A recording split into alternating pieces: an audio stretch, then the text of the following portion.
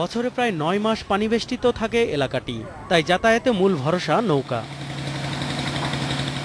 ভোর এবং সকালে সারি সারি নৌকায় করে পেয়ারা আনার দৃশ্য তৈরি করে আলাদা আবেদন। বাজার করতে এসে এই সৌন্দর্যে মুগ্ধ হয় ক্রেতারা। ঝালকাঠি সদরের ভীমরুলি শতদশ কাঠি ৮ ঘর কুরিয়ানা পেয়ারা বিলাঞ্চল নামে পরিচিত। পাশের পিরোজপুর ও বরিশালের ১৭টি গ্রামের ৬৫০ হেক্টর জমির পেয়ারাও আসে এই বাজারে। ভাসমান হাটগুলোতে প্রতিদিন সকাল থেকে দুপুর পর্যন্ত চলে কেনাবেচা। এবার উৎপাদন ভালো হওয়ায় দাম পড়ে গেছে, এতে বিপাকে চাষিরা। পেয়ারা বিক্রি করি, সিঙ্গারা খাওয়ার মতো চালান হয় না। ১ কেজি পেয়ারার দাম ৩ টাকা, একটা সিঙ্গারার দাম ৫ টাকা।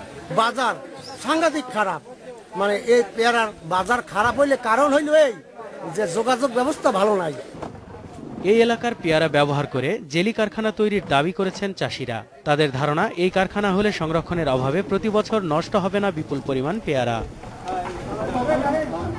এলাকার সড়ক যোগাযোগ উন্নত করতে পারলে দূর অঞ্চলে পেয়ারা নিয়ে যাওয়া যেত বলে মনে করছে কৃষি বিভাগ।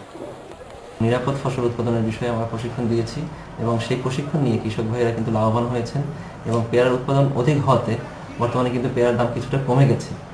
এবং পেয়ারার মূল্য কমার পিছনে আরও একটা কারণ ছিল যে যোগাযোগ ব্যবস্থা কিছুটা আমাদের এখানে অনুন্নত ছিল।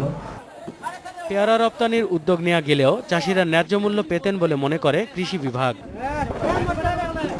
নজরুল ইসলাম তমাল, ইন্ডিপেন্ডেন্ট নিউজ।